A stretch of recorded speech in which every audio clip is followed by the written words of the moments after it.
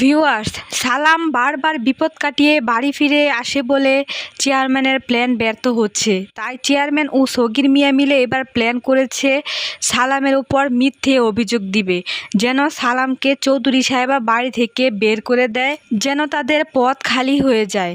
Chairman ও সগির মিয়া বারবার চেষ্টা করছে সালামকে বাড়ি থেকে বের করার জন্য, কিন্তু তারা কিছুতেই সালামকে বাড়ি থেকে বের করতে পারছে না।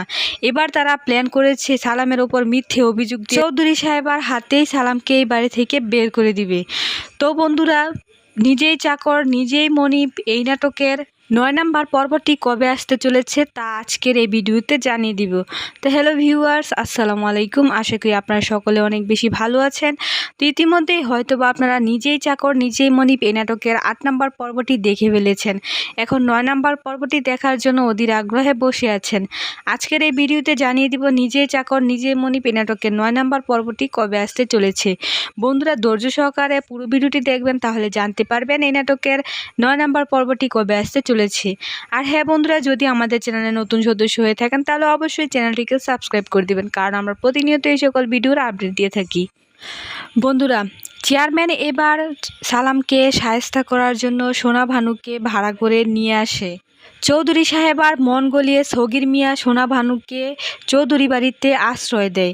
এই সুযোগে সোনা ভানু প্ল্যান করছে কিভাবে সালামকে শায়েস্তা করবে। এক রাতে দেখা যায় সগির মিয়া সালামকে মিনার বিপদ হয়েছে এই কথা বলে মিনার ঘরের দিকে না নিয়ে গিয়ে সে সোনা ভানুর ঘরের দিকে সালামকে নিয়ে যায়। সালাম যখনই চিৎকার করতে যাবে তখনই সোনা ভানু সালামকে অজ্ঞান করে তার ঘরে আটকে রাখে। সালামকে সোনা ভানুর ঘরে আটকে রাখার একমাত্র কারণই হচ্ছে সালামকে চৌধুরী সাহেবার চোখে খারাপ বানাবে সগির মিয়া ও চেয়ারম্যান এরা প্ল্যান করেছে। তো বন্ধুরা, সত্যিই কি চৌধুরী সাহেবা সালামকে ভুল বুঝে বাড়ি থেকে তাড়িয়ে দিবে? তা দেখতে হলে অবশ্যই পরবর্তী দেখতে হবে।